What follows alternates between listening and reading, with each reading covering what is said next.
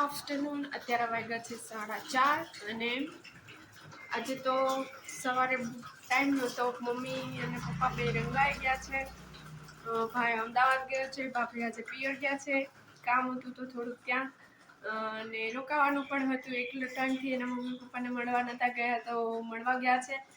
અને હું અહીંયા ઘરે આવી હતી, થોડું કામ હતું તો ક્લિનિકે ગઈ હતી સવારે, તો કામ હતું તો 4:30 થઈ ગયા છે, તો ચાનો ટાઈમ પણ થઈ ગયો છે.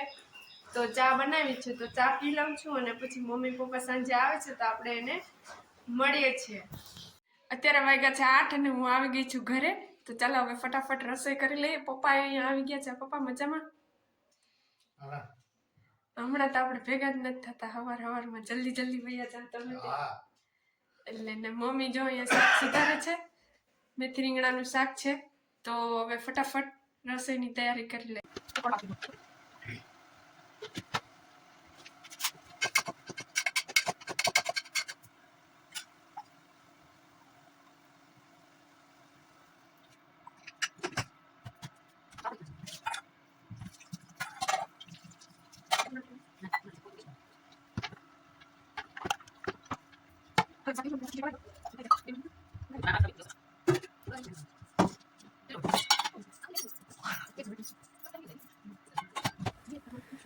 જમવામાં તો આજે એકદમ સિમ્પલ દેશી જ બનાવ્યું હતું. મેથી રીંગણાનું શાક, રોટલા અને ખીચડી જ બનાવ્યું હતું. અને ઠંડી હતી તો ગરમા ગરમ રસોઈ હતી તો ફટાફટ અમે જમી અને ફ્રી થઈ ગયા હતા. અને હરિદ્વારની જે ડે 4ની ક્લિપ્સો જે બાકી છે એ પણ હું એડ કરીશ આજે વિડીયોમાં, તો તમે જોઈ લેજો. આ છે કૃષ્ણ પ્રણામી નિજ ધામ. ભગવાન કૃષ્ણની બધી લીલાઓનું ચિત્ર દર્શન છે.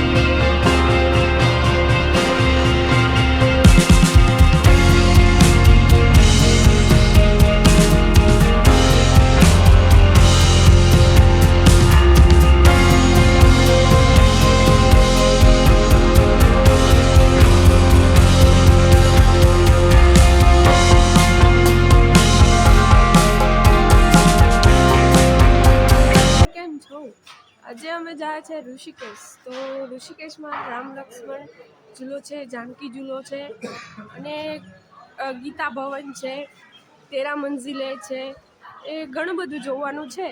તો આજની સવારી અમારી ઋષિકેશની છે.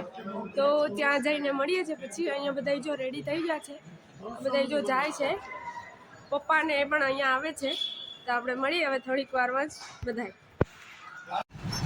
તો અમે બધા હવે બેસી ગયા છે મિની બસમાં ઋષિકેશ જવા માટે.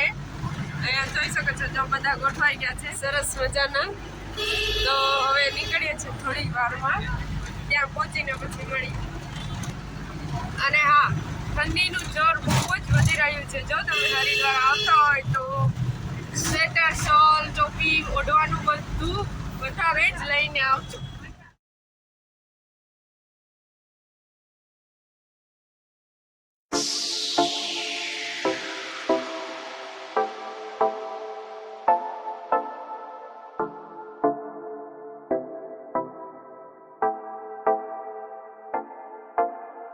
Tired of them spots, tired of them spots, tired of them spots, tired of them spots, tired of them spots, tired of them spots, tired of them spots, tired of them spots.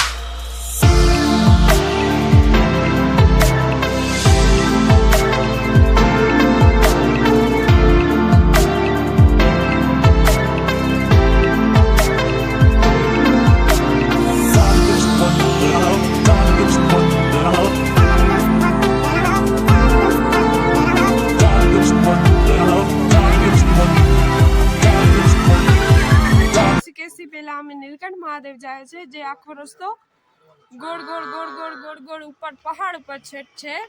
તો અમે જાય છે રસ્તામાં, અહીંયા અમે halt લીધો છે, કેમ કે આખો રસ્તો ગોળ ગોળ છે એટલે એકાદ બે જણાને ઉલટી થાય છે.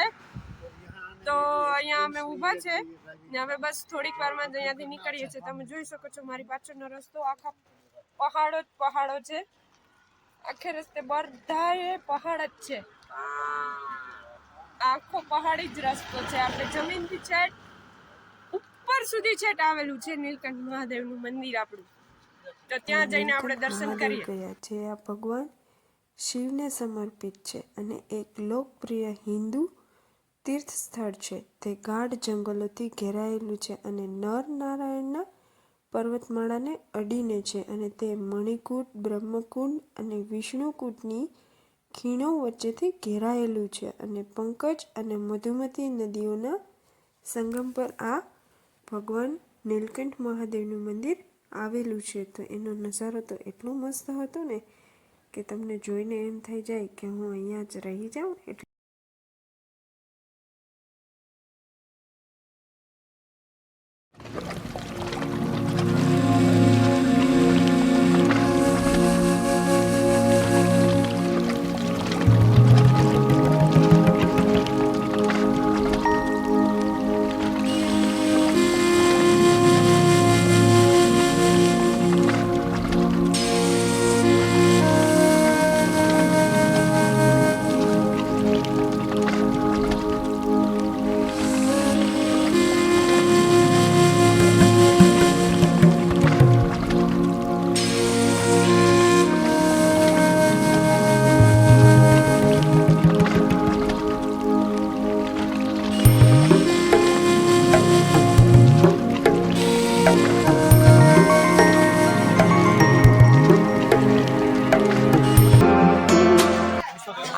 સ્ટાર્ટિંગ થાય છે રસ્તો. તો હવે અંદર જઈ અને દર્શન કરીએ. અહીંયાની મેઇન બજાર છે જે આપણે જોઈએ છે. પ્રસાદ ને માળા ને સ્વેટર ને એવું બધું ઘણું બધું અહીંયા મળે છે. તો તમે જોઈ શકો છો गंगा रुद्राक्ष एंड जेंट्स, देखो कितनी सारी और गाड़ियां. तो यहाँ पब्लिक भी कुछ कम नहीं है. ये पूरा पहाड़ के ऊपर आया है, round round round round round होकर रास्ते में हम इधर आए हैं. आप देख सकते हो यहाँ नाश्ता एवं वगैरह सब कुछ यहाँ मिलता है. यहाँ से थोड़ा चल के हमें मंदिर तक जाना पड़ेगा. શું કઈ તેજસભાઈ, તમારો નીલકંઠ મહાદેવ સુધી પહોંચવાનો અનુભવ કેવો રહ્યો? બહુ તીખા વળાંકવાળા રસ્તા છે. નાકમાંથી પાણી વહી જાય છે, કાનમાં ઢાક પડી ગઈ છે, પણ અનુભવ સુખદ અને બહુ મસ્ત મંગલમય રહ્યો. મજા આવે. હું કિંજલ ભાભી, તમારો અનુભવ કેવો રહ્યો? रास्ता बहुत अटपटा है। रास्ता बहुत अटपटा है और यहाँ पर गोली खानी पड़ती है, મીઠી मीठी उल्टी मीठी। आँख की गोली लेनी पड़ती है सबको और यहाँ का एक्सपीरियंस बहुत ही एडवेंचर टाइप है। बहुत अच्छा। ये नीलकंठ महादेव का एंट्री गेट है। यहाँ से हम नीचे होकर जाएंगे। यहाँ से सीढ़ियाँ है, चल के हम अंदर जाने वाले हैं। सीढ़ियाँ है थोड़ा इसी डिस्टेंस पर और हम धीरे धीरे चल के जाएंगे।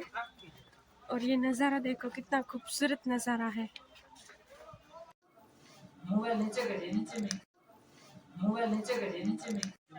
ये गढ़वाल जिले के मणिकूट पर्वत पर भगवान शिव नीलकंठ महादेव के नाम से जाने जाते हैं।